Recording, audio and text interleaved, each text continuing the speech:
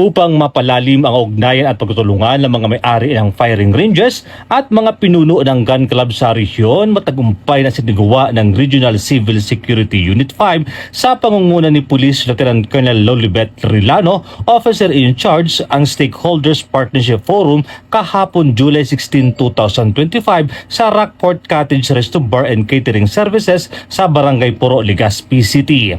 Lumahok sa forum ang mga presidente at kinatawan mula sa mga kilalang gun clubs at firing ranges tulad ng Rinconada Defensive Pistol Association Incorporated, ADS Alliance, Mayon Gun Club, Canarbsa, KGD Sorsogon, Masbate Defense Pistol Association Incorporated, Hit Shooting and Hunting Gun Club, The Amigos Gun Club Incorporated, Bicol Gun Club Incorporated, Top Guns, Iso Gun Club, Sarong Banggi, Sigal Gun Club Incorporated at Mags Gun Club Incorporated. Binigyang diin naman ni Police Lieutenant Colonel Rilano na layunin ng aktibidad ang pagbuklod-buklod at pagkakaroon ng camaraderie sa pamagitan ng RCSU-5 at mga stakeholders upang masiguro ang ligtas, legal at responsableng paggamit ng mga armas. Ang objective natin dito sa activity natin ngayon ay para mag-promote ng camaraderie with our stakeholders.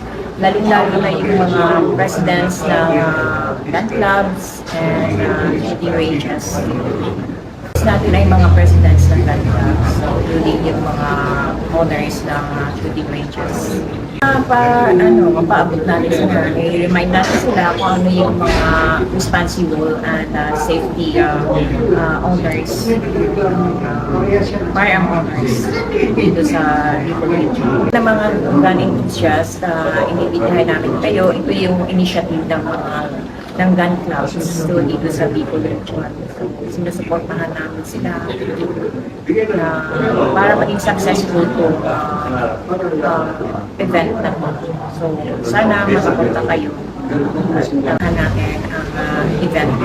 Ang mahalagang bahagi ng programa ay ang mga pagbabahagi ng kaalaman at updates tulad ng briefing sa Republic Act 10591 o ang Comprehensive Law on Firearms and Ammunition na tinalakan ni Police Lieutenant Sanito Sorio, update sa Firearms and Explosive Section mula kay Lieutenant Danny Balion, Chief ng Firearms and Ballistic Section, at ang presentasyon ni Police Master Sergeant Jasper Rosero ukol sa nalapit na First Stakeholders Invitation Cup 2025.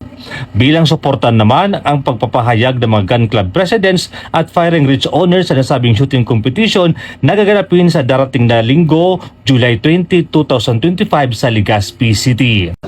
Kasi mga gun enthusiasts lang sa Bicol region.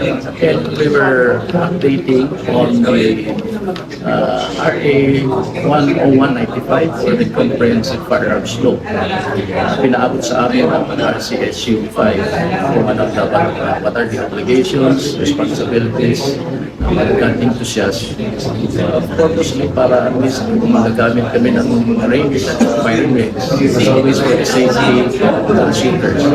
And as part of our support sa RCSU, we are happy tungkol dun sa gun club, mga gun club renewal at saka sa mga expired gun club, yung policies at saka yung mga rules and regulations regarding sa gun club members sa paggagamit ng firing range sa mga expired at saka ang renewal na mabigyan sila ng guide. Pati ang implementation ng renewal ng firearms license.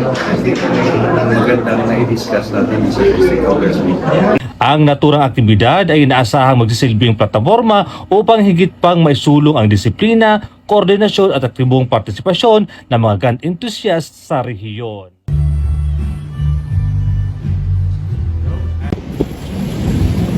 Mula dito sa Legazpi City, Albay, ako po yung Police News Network Correspondent, Police Staff Sergeant Merculito P. Leventino Jr. Alagad ng batas, nakataguyod ng balitang pulis.